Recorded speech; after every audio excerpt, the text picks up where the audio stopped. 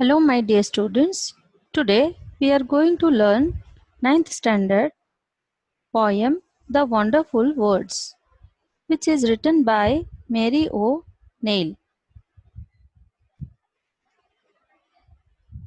Let us discuss about the author. This is the picture of the author, Mary O. Neil. Mary Davenport O'Neill, 1879 to 1967, was an Irish poet and dramatist and a friend and colleague of W. Yeats, Russell, and Austin Clarke. Mary Davenport was born in Logaria, County Galway, Ireland. She was a pupil of Dominican convent in Eccles Street, Dublin. She studied teaching at the Metropolitan College of Art, the present day National College of Art, Dublin, from 1889 to 1902. She published three verse plays: Bluebird, 1933, Cain, 1945, and Out of the Darkness, 1947.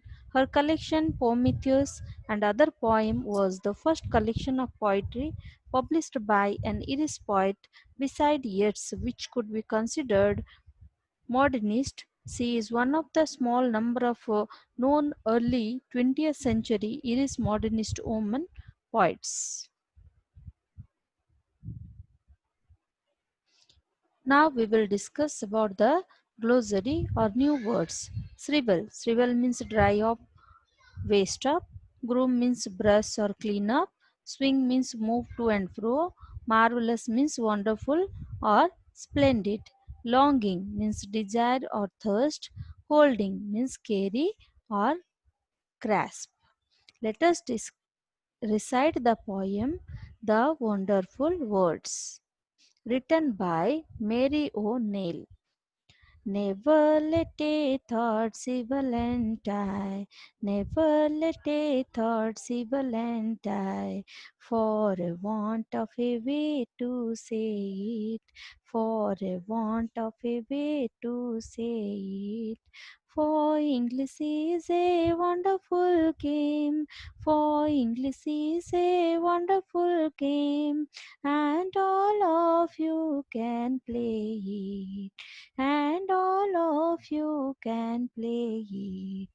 All that you do is match the words to the brightest thought in your head, so that they come out clear and true, so that they come out clear and true, and handsomely groomed and fed, and handsomely groomed and fed.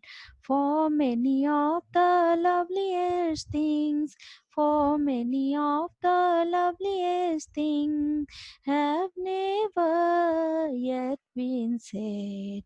Words are the food and dress of thought. Words are the food and dress of thought. They keep it its body and swing. They keep it its body and swing. And everyone's longing today to hear. And everyone's longing today to hear some praise and beautiful things. But only words can free a thought. But only words can free a thought from its prison behind your eyes. From its prison behind your eyes.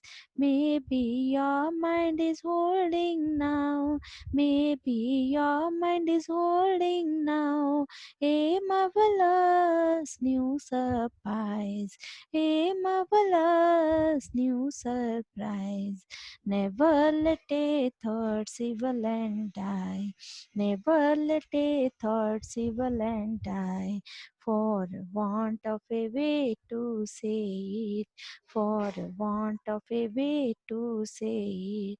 For English is a wonderful game, for English is a wonderful game, and all of you can play it, and all of you can play it. Now, I will discuss the poem The Wonderful Words. Never let a thought sivel and die for want of a way to say it. For English is a wonderful game. Here, the poet is saying that never let any idea or thought die. In other words, never let it go without giving it expression just because you don't know how to speak or how to use the right words. English is a very rich language full of treasures. Next stanza. And all of you can play it.